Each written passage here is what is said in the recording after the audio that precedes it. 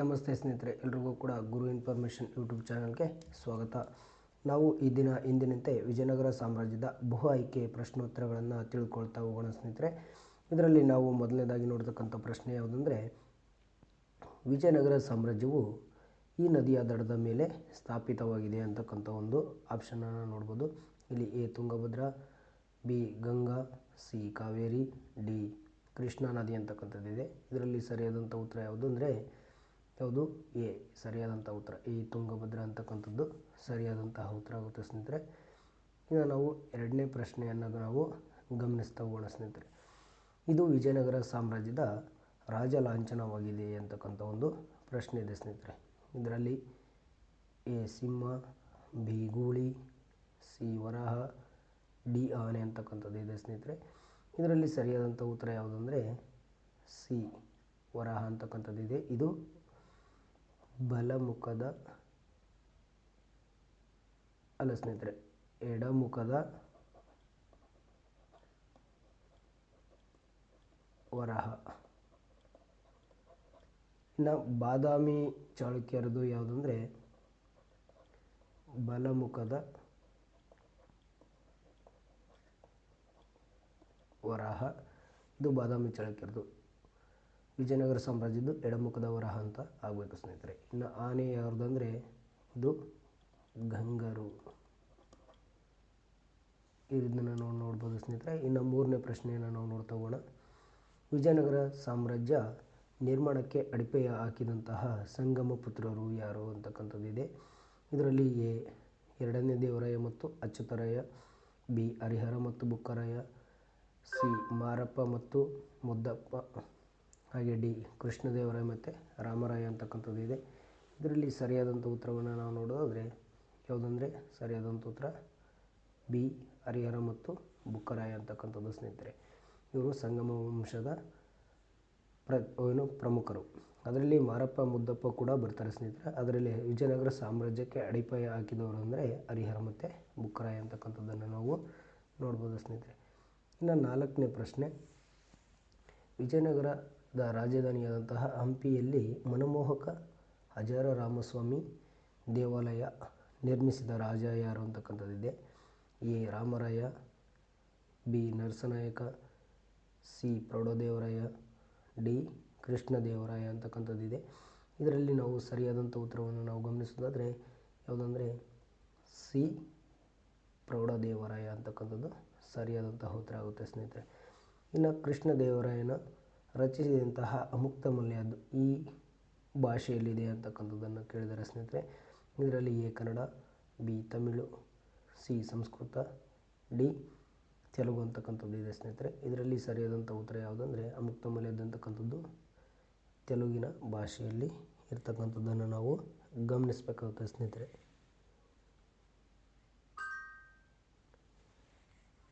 ಇನ್ನು ಆರನೇ ಪ್ರಶ್ನೆ, ವಿಜಯನಗರದ ಯಾವ ದೊರೆಯ ಸಾಮ್ರಾಜ್ಯವು ಉತ್ತರದಲ್ಲಿ ಕೃಷ್ಣಾ ನದಿಯಿಂದ ದಕ್ಷಿಣ ಸಮುದ್ರ ತೀರದವರೆಗೆ ವ್ಯಾಪಿಸಿದೆ ಅಂತಕ್ಕಂಥದ್ದನ್ನು ಗಮನಿಸಬೇಕಾಗುತ್ತೆ ಸ್ನೇಹಿತರೆ. ಇದರಲ್ಲಿ ಎ ಎರಡನೇ Devaraya, B Krishnadevaraya, C Amoghavarsha, D Gautamiputra Satakarni ಅಂತಕ್ಕಂಥದ್ದು ಇದೆ ಸ್ನೇಹಿತರೆ. ಇದರಲ್ಲಿ ಯಾವುದು ಅಂತಕ್ಕಂಥದ್ದನ್ನು ನೋಡೋದಾದರೆ ನಾವು ಸರಿಯಾದಂಥ ಉತ್ತರ ಅಂದರೆ ಬಿ ಕೃಷ್ಣದೇವರಾಯ ಏನು ಮಾಡಿದ್ದ, ಉತ್ತರದಲ್ಲಿ ಕೃಷ್ಣಾ ನದಿಯಿಂದ ದಕ್ಷಿಣದ ತೀರದವರೆಗೆ ಸಮುದ್ರದವರೆಗೂ ಏನು ಮಾಡಿದ್ದ ಈ ಸಾಮ್ರಾಜ್ಯವನ್ನು ವಿಸ್ತರಣೆಯನ್ನು ಮಾಡಿರ್ತಕ್ಕಂಥದ್ದು ಸ್ನೇಹಿತರೆ. ಇನ್ನು ಏಳನೇ ಪ್ರಶ್ನೆ, ಕೃಷ್ಣದೇವರಾಯನು ವಿಜಯನಗರದ ಯಾವ ರಾಜಮನೆತನಕ್ಕೆ ಸೇರಿದವನು ಅಂತಕ್ಕಂಥದ್ದಿದೆ. ನೀವಾಗಲೇ ಗುರುತಿಸ್ಬೋದು. ಎ ತುಳುವ ಇದೆ, ಬಿ ಅರವಿಡ ಇದೆ, ಸಿ ಸಾಳುವ, ಡಿ ಸಂಗಮ ಅಂತಕ್ಕಂಥದ್ದಿದೆ. ಇದರಲ್ಲಿ ಸರಿಯಾದಂಥ ಉತ್ತರ ಯಾವುದಂದರೆ ಎ ತುಳುವ ವಂಶಕ್ಕೆ ಸೇರಿರ್ತಕ್ಕಂಥದ್ದು ಸ್ನೇಹಿತರೆ. ಈ ವಂಶಗಳನ್ನು ಸರಿಯಾದ ರೀತಿಯಲ್ಲಿ ಜೋಡಿಸ್ಲಿಕ್ಕೂ ಕೂಡ ಕೇಳ್ಬೋದು ಸ್ನೇಹಿತರೆ. ಮೊದಲನೇದು ಸಂಗಮ, ಆಮೇಲೆ ಸಾಳುವ, ಆಮೇಲೆ ತುಳುವ, ಆಮೇಲೆ ಅರವೀಡು. ಇವು ಸರಿಯಾದಂತಹ ಕ್ರಮ ಸ್ನೇಹಿತರೆ. ಇನ್ನು 8ನೇ ಪ್ರಶ್ನೆ, ವಿಜಯನಗರ ಸಾಮ್ರಾಜ್ಯವನ್ನು ಆಳ್ವಿಕೆ ಮಾಡಿದಂತಹ ಸಂಗಮ ವಂಶದ ಪ್ರಸಿದ್ಧ ದೊರೆ ಯಾರು ಅಂತಕ್ಕಂಥದ್ದಿದೆ. ಎ ನರಸನಾಯಕ, ಆಮೇಲೆ ಬಿ ನರಸಿಂಹ ವೀರನರಸಿಂಹ, ಸಿ ಎರಡನೇ ದೇವರಾಯ, ಹಾಗೆ ಡಿ ಕೃಷ್ಣದೇವರಾಯ ಅಂತಕ್ಕಂಥದ್ದಿದೆ. ಇಲ್ಲಿ ಸಂಗಮ ವಂಶಕ್ಕೆ ಸೇರಿರ್ತಕ್ಕಂಥವ್ರು ಯಾರಂದರೆ ಎರಡನೇ ದೇವರಾಯ ಸರಿಯಾದಂತಹ ಉತ್ತರ ಆಗುತ್ತೆ ಸ್ನೇಹಿತರೆ. ಇನ್ನು ವೀರನರಸಿಂಹ ಅಂತಕ್ಕಂಥವನು ಕೂಡ ಏನು ಈ ತುಳುವ ವಂಶಕ್ಕೆ ಸೇರಿದವನು ಸ್ನೇಹಿತರೆ. ಕೃಷ್ಣದೇವರಾಯ ತುಳುವ ವಂಶ.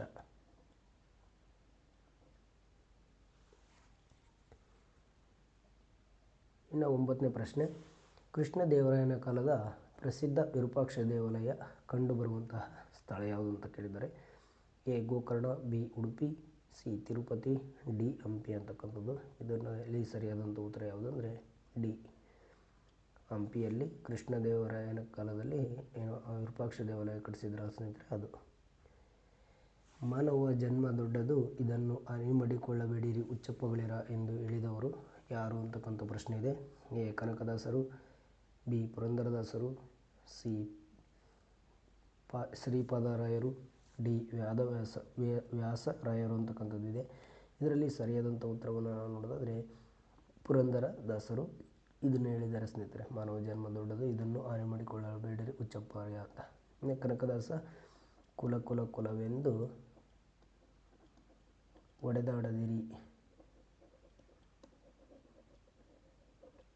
ಒಡೆದಾಡದಿರಿ ಅಂತಕ್ಕಂಥದ್ದು ಹೇಳಿರ್ತಕ್ಕಂಥದ್ದು ಸ್ನೇಹಿತರೆ.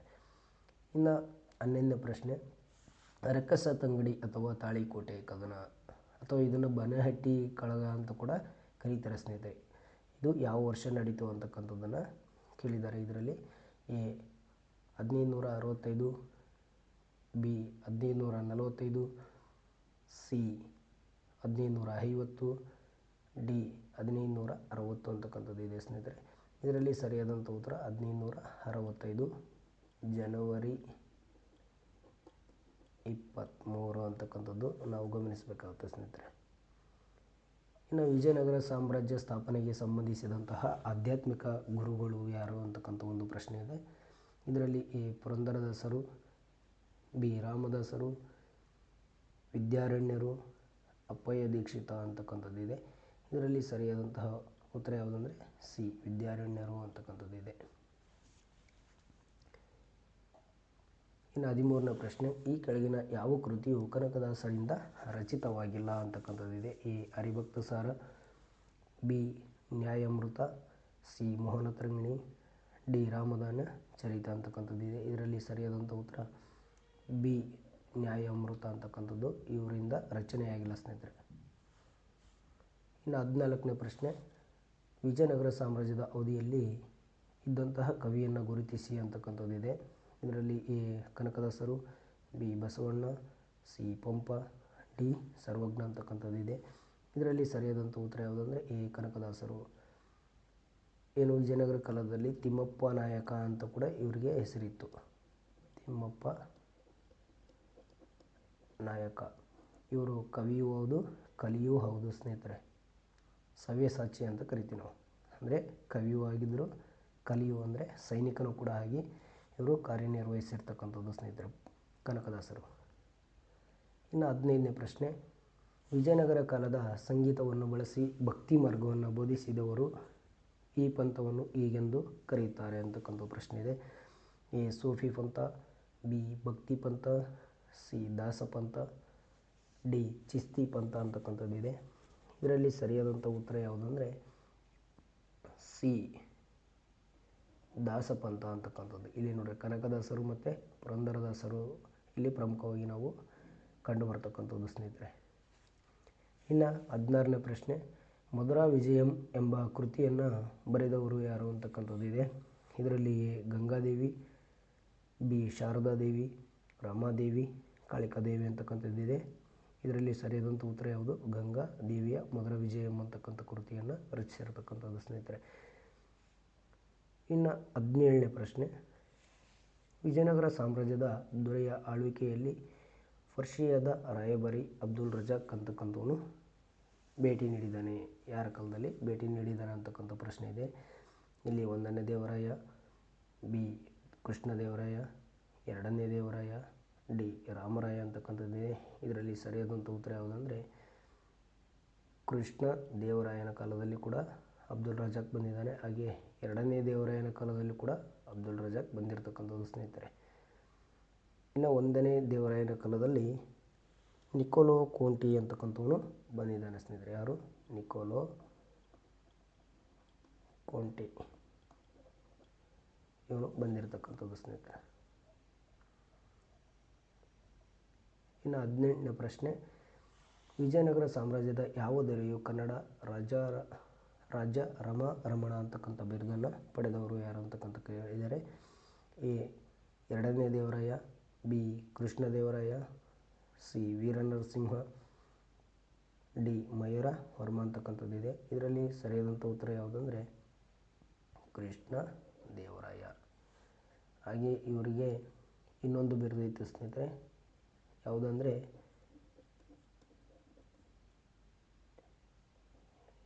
ಯವನ ರಾಜ್ಯ ಪ್ರತಿಷ್ಠಾಪನಾ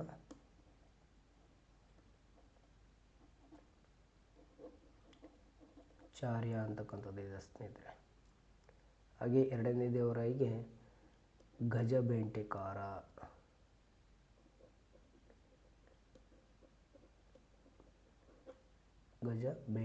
ಅಂತಕ್ಕಂಥ ಬಿರುದಿದೆ ಸ್ನೇಹಿತರೆ.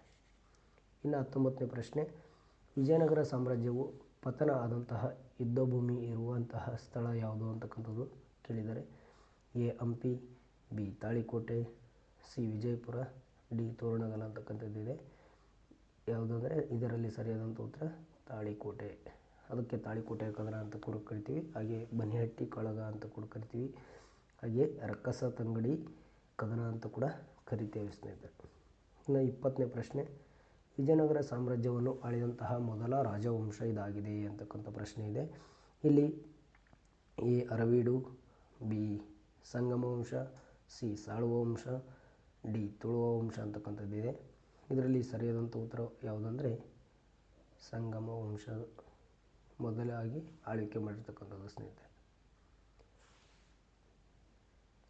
ಇನ್ನು 21ನೇ ಪ್ರಶ್ನೆ, ತಾಳಿಕೋಟೆ ಕದನ ಅಥವಾ ರಕ್ಕಸ ತಂಗಡಿ ಕದನವು ಈ ಕೆಳಗಿನ ಯಾವ ಸಾಮ್ರಾಜ್ಯರ ಅರಸರ ಮಧ್ಯೆ ನಡೆಯಿತು ಅಂತಕ್ಕಂಥ ಪ್ರಶ್ನೆಯನ್ನು ಕೇಳಲಾಗಿದೆ.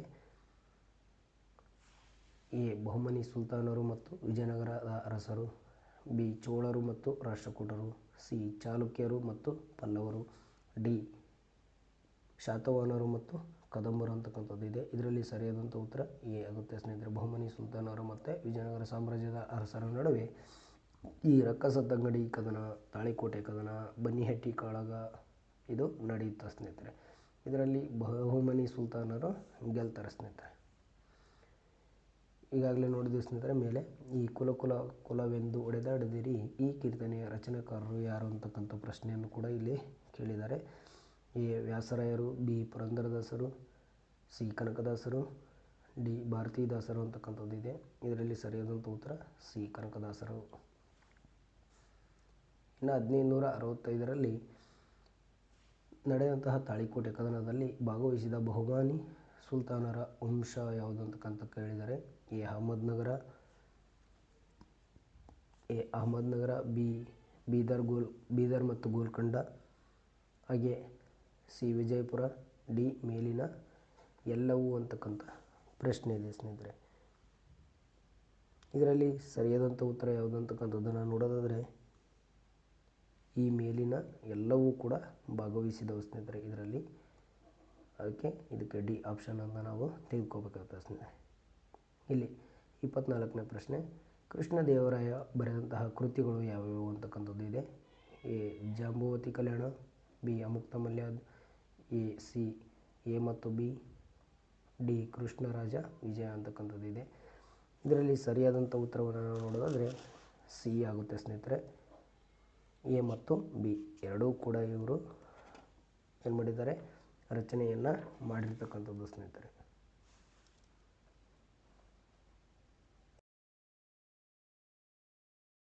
ಸ್ನೇಹಿತರೆ, ವಿಜಯನಗರ ಸಾಮ್ರಾಜ್ಯದಂತೆ ನಾವು ಬಹಮನಿ ಸುಲ್ತಾನರು ಕೂಡ ಬಹು ಪ್ರಶ್ನೋತ್ತರಗಳನ್ನು ತಿಳಿದುಕೊಳ್ತಾ ಹೋಗೋಣ ಸ್ನೇಹಿತರೆ. ಇದರಲ್ಲಿ ನಾವು ಮೊದಲನೇದಾಗಿ ವಿಜಯನಗರ ಸಾಮ್ರಾಜ್ಯ 1336 ಬಹಮನಿ ಸಾಮ್ರಾಜ್ಯ ಸ್ಥಾಪನೆಯಾಗಿದ್ದು ಯಾವಾಗಂತ ಪ್ರಶ್ನೆ ಕೇಳಿದ್ದಾರೆ ಸ್ನೇಹಿತರೆ.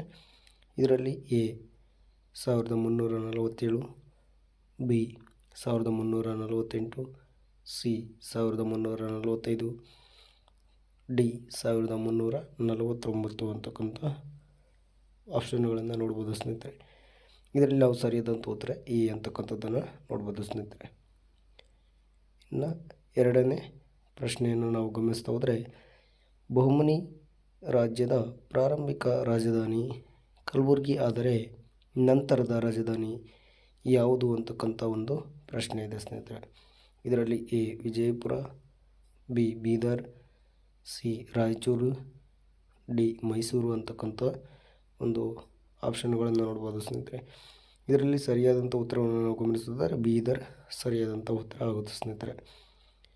ಇನ್ನು ಮೂರನೇ ಪ್ರಶ್ನೆಯನ್ನು ನಾವು ಗಮನಿಸೋದಾದರೆ ಕಲಬುರಗಿಯ ಪ್ರಸಿದ್ಧ ಸ್ಮಾರಕ ಜಮಿಯಾ ಮಸೀದಿಯನ್ನು ನಿರ್ಮಿಸಿದವರು ಯಾರು ಅಂತಕ್ಕಂಥ ಒಂದು ಪ್ರಶ್ನೆ. A Ali Adil Shah, B Ibrahim Adil Shah, C Hasan Bahman Shah, D 1ನೇ ಮೊಹಮ್ಮದ್ ಶಾ ಅಂತಕ್ಕಂಥದ್ದಿದೆ.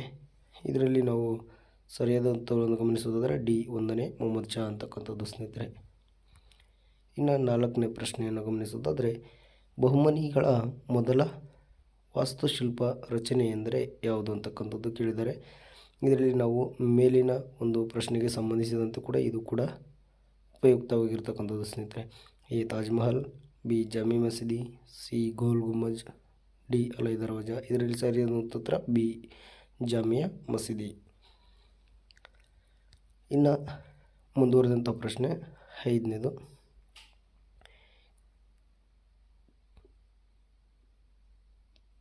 ಕಲಬುರ್ಗಿಯ ಸೌಂದರ್ಯವನ್ನು ಹೆಚ್ಚಿಸಿ ಭೀಮಾ ನದಿಯ ದಡದಲ್ಲಿ ಫಿರೋಜಾಬಾದ್ ಎನ್ನುವಂತಹ ಹೊಸ ನಗರವನ್ನು ನಿರ್ಮಿಸಿದವರು ಯಾರು ಅಂತಕ್ಕಂಥ ಒಂದು ಪ್ರಶ್ನೆ.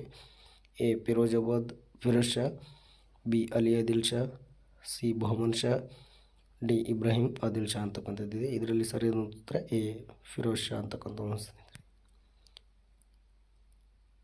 ಇನ್ನು ಇಬ್ರಾಹಿಂ ಆದಿಲ್ ಶಾ ಅಂತಕ್ಕಂಥವನು ಏನು ಕಟ್ಟಿಸ್ತಾರೆ ಅಂದರೆ ಇಬ್ರಾಹಿಂ ರೋಜಾ ಅಂತಕ್ಕಂಥದ್ದು ಸ್ನೇಹಿತರೆ. ಇನ್ನು ಆರನೇ ಪ್ರಶ್ನೆ ಪ್ರಸಿದ್ಧ ಸೋಲಕಾಮ್ ಮಸೀದಿ ಇರುವಂತಹ ಸ್ಥಳ ಕೇಳಿದರೆ A Raichur, B Kalaburagi, C Bidar, D Yadgir ಅಂತಕ್ಕಂಥದ್ದು ಇದೆ ಸ್ನೇಹಿತರೆ. ಇದರಲ್ಲಿ ಸರಿಯಾದಂಥ ಉತ್ತರ ಸಿ ಬೀದರ್ ಅಂತಕ್ಕಂಥದ್ದು ಸರಿಯಾದಂಥ ಉತ್ತರ ಆಗುತ್ತೆ ಸ್ನೇಹಿತರೆ. ಇನ್ನು ಏಳನೇ ಪ್ರಶ್ನೆ ಲೇಖಕರು ಬಹುಭಾಷಾ ವಿಶಾರದನೂ ಆಗಿದ್ದಂತಹ ಬಹುಮನಿ ವಂಶದ ಶ್ರೇಷ್ಠ ದೊರೆ ಯಾರು ಅಂತಕ್ಕಂಥ ಪ್ರಶ್ನೆ ಇದೆ. A Mohammed Shah, B Firoz Shah, C Adil Shah, D Ibrahim Adil Shah ಅಂತಕ್ಕಂಥದ್ದಿದೆ. ಇದರಲ್ಲಿ ಸರಿಯಾದಂಥ ಉತ್ತರ ಯಾವುದಂತಕ್ಕಂಥದ್ದನ್ನು ನೋಡೋದಾದರೆ ಇದರಲ್ಲಿ ಸರಿಯಾದಂಥ ಉತ್ತರ ಎ ಮೊಹಮ್ಮದ್ ಶಾ ಅಂತಕ್ಕಂಥದ್ದನ್ನು ನಾವು ಫಿರೋಜ್ ಶಾ ಅಂತಕ್ಕಂಥದ್ದನ್ನು ನೋಡ್ಬೋದಾಗುತ್ತೆ. ಇವನು ಬಹುಭಾಷಾ ವಿಶಾರದ ಆಗಿದ್ದಂಥ ಫಿರೋಜ್ ಶಾ. ಎಂಟನೇ ಪ್ರಶ್ನೆ ಬಹುಮನಿ ಸುಲ್ತಾನರು ಅದ್ಭುತ ಸ್ಮಾರಕಗಳನ್ನು ನಿರ್ಮಿಸಲು ಬಳಸಿದಂತಹ ವಾಸ್ತುಶಿಲ್ಪ ಶೈಲಿ ಏನು ಅಂತ ಕೇಳಿದರೆ ಇಲ್ಲಿ ಎ ದಕ್ಕನ್ ಶೈಲಿ, ಬಿ ವೇಸರ ಶೈಲಿ, ಸಿ ಗಾಂಧಾರ ಶೈಲಿ, ಡಿ ದ್ರಾವಿಡ ಶೈಲಿ ಅಂತಕ್ಕಂಥದ್ದಿದೆ. ಇವರು ಬಳಸಿರ್ತಕ್ಕಂಥ ಶೈಲಿಯನ್ನು ನೋಡಿದರೆ ಎ ದಕ್ಕನ್ ಶೈಲಿ ಅಂತಕ್ಕಂಥದ್ದು ಸ್ನೇಹಿತರೆ. ಇನ್ನು ಗಾಂಧಾರ ಶೈಲಿಯನ್ನು ಕುಶಾಣರು ಬಳಸಿರ್ತಕ್ಕಂಥದ್ದು. ಇನ್ನು ವೇಸರ ದ್ರಾವಿಡ ಶೈಲಿ ವಿಜಯನಗರ ಸಾಮ್ರಾಜ್ಯ, ಹಾಗೆ ವೇಸರ ಶೈಲಿ ಅಂತಕ್ಕಂಥದ್ದು ಬಾದಾಮಿ ಚಾಳುಕ್ಯರು ಬಳಸ್ತಕ್ಕಂಥದ್ದು ಸ್ನೇಹಿತರೆ. ಇನ್ನು ಒಂಬತ್ತನೇ ಪ್ರಶ್ನೆಯನ್ನು ನಾವು ಗಮನಿಸ್ತಾ ಹೋದರೆ ಪ್ರಸಿದ್ಧ ಸೂಫಿ ಸಂತ ಬಂದೆ ನವಾಜ ಸಮಾಧಿ ಇರುವಂತಹ ಜಿಲ್ಲೆ ಯಾವುದು ಅಂತ ಕೇಳಿದರೆ ಇಲ್ಲಿ A Bidar, B Vijayapura, C Koppal, D Kalaburagi ಅಂತಕ್ಕಂಥದ್ದಿದೆ. ಇದರಲ್ಲಿ ಸರಿಯಾದಂಥ ಉತ್ತರವನ್ನು ನಾವು ಗಮನಿಸೋದಾದರೆ ಡಿ ಕಲಬುರಗಿ ಅಂತಕ್ಕಂಥದ್ದು ಸರಿಯಾದಂಥ ಉತ್ತರ ಆಗುತ್ತೆ ಸ್ನೇಹಿತರೆ. ಅದೇ ರೀತಿಯಾಗಿ ನಾವು ಮತ್ತೊಂದು ಪ್ರಶ್ನೆಯನ್ನು ನೋಡೋದಾದರೆ 10ನೇದು ಉರ್ದು ಭಾಷೆಯಲ್ಲಿ ಕಿತಾಬ್ ಇ ನವರಸ್ ಎಂಬ ಪುಸ್ತಕವನ್ನು ರಚಿಸಿದ ವಿಜಯಪುರದ ಸುಲ್ತಾನ ಯಾರು ಅಂತಕ್ಕಂಥದ್ದನ್ನು ಗಮನಿಸಬೇಕಾಗುತ್ತೆ. ಇಲ್ಲಿ A Mohammad Gawan, B Mohammad Shah, C ಎರಡನೇ ಇಬ್ರಾಹಿಂ ಆದಿಲ್ ಶಾ, ಡಿ ಫಿರೋಜ್ ಶಾ ಅಂತಕ್ಕಂಥದ್ದಿದೆ. ಇದರಲ್ಲಿ ಸರಿಯಾದಂಥ ಉತ್ತರ ಎರಡನೇ ಇಬ್ರಾಹಿಂ ಆದಿಲ್ ಶಾ. ಇದರಲ್ಲಿ ಸರಸ್ವತಿ ಮತ್ತು ಗಣೇಶನ ಸ್ತೋತ್ರಗಳನ್ನು ಇರುವುದನ್ನು ನೋಡ್ಬೋದು ಸ್ನೇಹಿತರೆ ಕಿತಾಬ್ ಇ ನವರಸದಲ್ಲಿ. ಇನ್ನು 11ನೇ ಪ್ರಶ್ನೆ, ಬಹುಮನಿ ವಂಶದ ಶ್ರೇಷ್ಠನಾದ ಅರಸ ಫಿರೋಜ್ ಶಾ ಈ ನದಿಯ ದಡದಲ್ಲಿ ಫಿರೋಜಾಬಾದ್ ನಗರವನ್ನು ನಿರ್ಮಿಸಿದವನು ಅಂತಕ್ಕಂಥದ್ದಿದೆ. ಯಾವ ನದಿ ಅಂತ ಕೇಳಿದರೆ ಎ ಭೀಮಾ ನದಿ, ಬಿ ಕೃಷ್ಣಾ ನದಿ, ಸಿ ಘಟಪ್ರಭಾ ನದಿ, ಡಿ ತುಂಗಭದ್ರಾ ನದಿ ಅಂತಕ್ಕಂಥದ್ದಿದೆ. ಇದರಲ್ಲಿ ಸರಿಯಾದಂಥ ಉತ್ತರ ಯಾವುದಂದರೆ ಯಾವುದು ಭೀಮಾ ನದಿಯ ದಡದಲ್ಲಿ ಈ ಫಿರೋಜಾಬಾದ್ ಅಂತಕ್ಕಂಥದ್ದನ್ನು ಕಟ್ಟಿಸ್ತಾನೆ ಸ್ನೇಹಿತರೆ, ಫಿರೋಜಾಬಾದ್ ನಗರವನ್ನು. ಇನ್ನು 12ನೇ ಪ್ರಶ್ನೆ, ಇಬ್ರಾಹಿಂ ಉತ್ತರಾಧಿಕಾರಿ ಮೊಹಮ್ಮದ್ ಆದಿಲ್ ಶಾನಿಂದ ನಿರ್ಮಿಸಲ್ಪಟ್ಟ ವಿಜಯಪುರದ ಅದ್ಭುತ ಕಟ್ಟಡ ಯಾವುದು ಅಂತಕ್ಕಂಥದ್ದನ್ನು ಕೇಳಿದ್ದಾರೆ. ಇಲ್ಲಿ ಎ ಇಬ್ರಾಹಿಂ ರೋಜಾ, ಬಿ ಜಾಮಿ ಮಸೀದಿ, ಸಿ ತಾಜ್ ಮಹಲ್, ಡಿ ಗೋಲ್ ಗುಂಬಜ್ ಇದೆ. ಇದರಲ್ಲಿ ಸರಿಯಾದಂಥ ಉತ್ತರ ಮೊಹಮ್ಮದ್ ಆದಿಲ್ ಶಾನಿಂದ ಯಾವುದಂದರೆ ಗೋಲ್ ಗುಂಬಜ್ ಅಂತಕ್ಕಂಥದ್ದು ಸರಿಯಾದಂಥ ಉತ್ತರ ಆಗುತ್ತೆ ಸ್ನೇಹಿತರೆ. ಇನ್ನು ಇಬ್ರಾಹಿಂ ರೋಜಾವನ್ನು ಎರಡನೇ ಇಬ್ರಾಹಿಂ ಆದಿಲ್ ಶಾ ಅಂತಕ್ಕಂಥವನು ಕಟ್ಟಿಸ್ತಾನೆ. ಇನ್ನು ತಾಜ್ ಮಹಲನ್ನು ಯಾರು ಕಟ್ಟಿಸ್ತಾರೆ ಅಂದರೆ ಶಹಜಾನ್ ಅಂತಕ್ಕಂಥವನು ಕಟ್ಟಿಸ್ತಾನೆ ಸ್ನೇಹಿತರೆ. ಯಾರು? ಶಹಜಾನ್.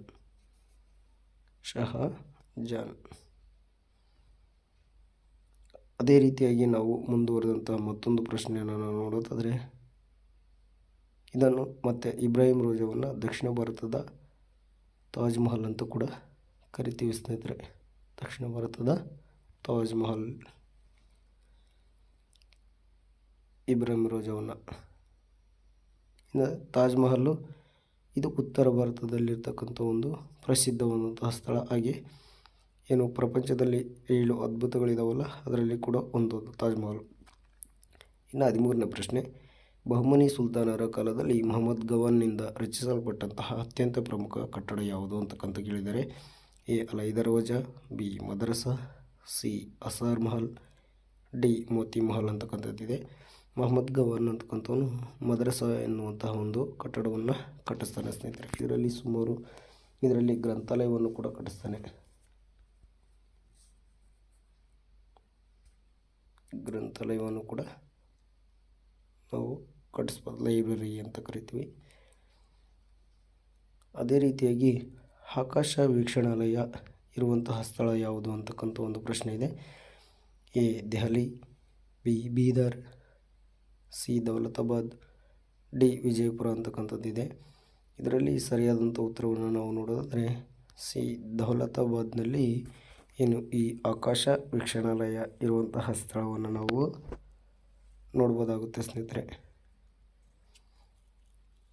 ಅದೇ ರೀತಿಯಾಗಿ ಈ ಬಹುಮನಿ ಸುಲ್ತಾನರ ಒಂದು ಕೊನೆಯ ಪ್ರಶ್ನೆ, ಬಹುಮನಿ ಸುಲ್ತಾನರು ಮತ್ತು ಇನ್ನಿತರ ವಿದೇಶಿ ವಿದ್ವಾಂಸರು ಬಳಸಿದಂತಹ ಭಾಷೆ ಯಾವುದು ಅಂತಕ್ಕಂಥದ್ದಿದೆ. A Urdu, B Dakhni, C Parsi, D Telugu ಅಂತಕ್ಕಂಥದ್ದಿದೆ. ಇದರಲ್ಲಿ ಸರಿಯಾದಂಥ ಉತ್ತರ ಬಿ ದಕ್ಕನಿ ಅಂತಕ್ಕಂಥದ್ದು ಬಳಸ್ತಾರೆ ಸ್ನೇಹಿತರೆ.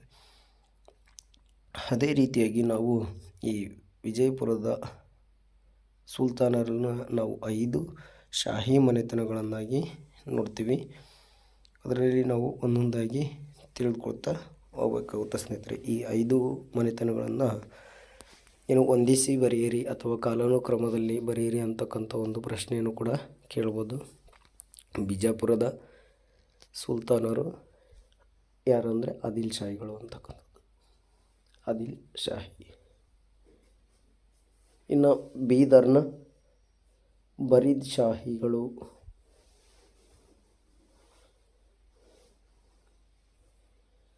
ಇನ್ನು 3ನೇದು ಗೋಲ್ಕೊಂಡದ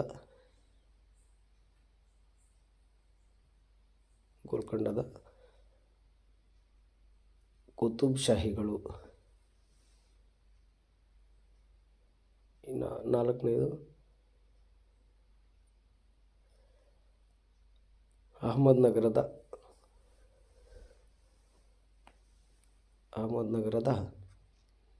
ನಿಜಾಮ್ ಶಾಹಿಗಳು. ಇನ್ನು 5ನೇದು ಬೀರರ್ನ ಇಮ್ಮದ್ ಶಾಹಿಗಳು. ಈ 5 ಮನೆತನಗಳನ್ನು ನಾವು ತಿಳ್ಕೋಬೇಕಾಗುತ್ತೆ ಸ್ನೇಹಿತರೆ. ಇದಿಷ್ಟು ನಿಮಗೆ ಮಾಹಿತಿ ಇಷ್ಟವಾದಲ್ಲಿ ಶೇರ್ ಮಾಡಿ, ಸಬ್ಸ್ಕ್ರೈಬ್ ಮಾಡಿ, ಮತ್ತು ಇದೇ ರೀತಿ ಮಾಹಿತಿಯಾಗಿ ಸಬ್ಸ್ಕ್ರೈಬ್ ಮಾಡ್ಕೊಳ್ಳಿ. ಹಾಗೆ ಬೆಲ್ ಬಟನನ್ನು ಒತ್ತಿ ಸ್ನೇಹಿತರೆ. ಎಲ್ರಿಗೂ ಕೂಡ ಈ ವಿಡಿಯೋ ನಿಮಗೆ ಇಷ್ಟವಾದಲ್ಲಿ ಶೇರ್ ಮಾಡಿ. ತುಂಬ ಹೃದಯದ ಧನ್ಯವಾದಗಳು ಸ್ನೇಹಿತರೆ. ಎಲ್ರಿಗೂ ಕೂಡ ಮತ್ತೊಮ್ಮೆ ಧನ್ಯವಾದಗಳು.